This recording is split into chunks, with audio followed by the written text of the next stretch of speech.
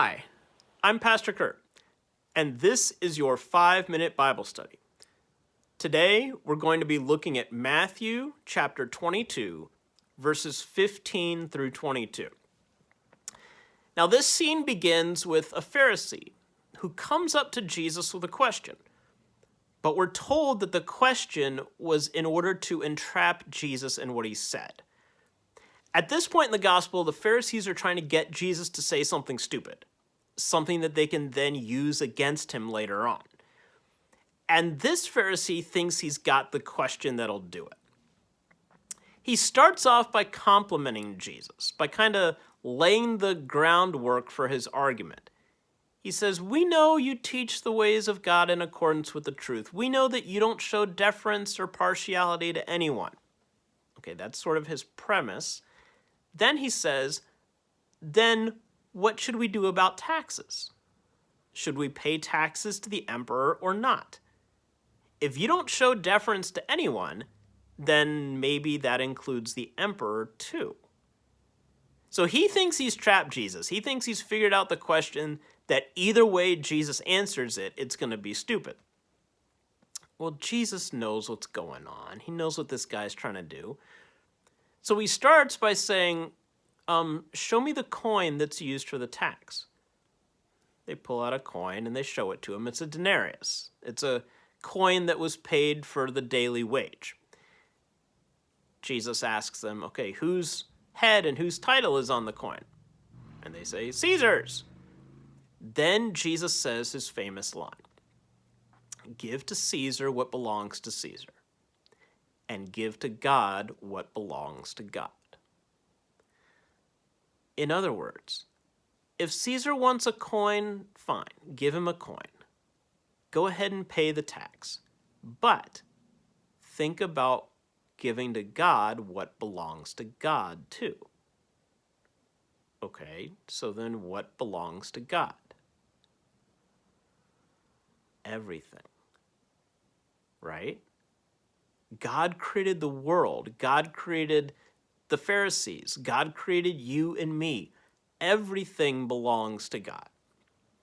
That completely reorients how we see this story. Yes, we know this famous line, right? Give unto Caesar the things that are Caesar's and unto God the things that are God's. But think about what that means. Give to God the things that are God's. They don't belong to you.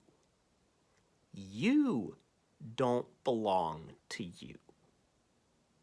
Your life is a gift. Yes, there are things you do with your life, of course.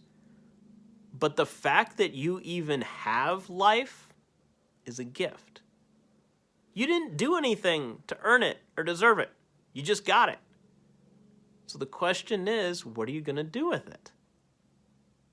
Are you going to give to God the things that are God's? This is what Jesus is calling us to do here, right? Yes, go ahead and pay your taxes. Go ahead and be a part of civil life like that. But also, think about how your entire life, how all of creation belongs to God too. How can you give to God the things that are God's? How can you treat with care and respect and reverence all of the wonderful things that God has made? Sometimes we don't do that. Sometimes we misuse and abuse and take advantage of what God has created, the world around us, and even our very selves. But this scene here, it's not really just about taxes. It's about taking wonderful care of what God has entrusted to us. Yes, money's part of it, but that's not all of it. It's also about the world, about yourself, about your life, about all of the wonderful things that we have that still belong to God. We're just stewards of them. We're just caretakers of them.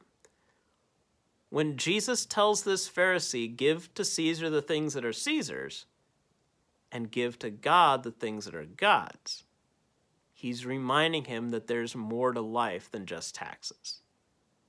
There's also living your life for God. There's your 5-minute Bible study for the day. Please remember to like, comment, share, and subscribe, and I'll see you next time. Thanks.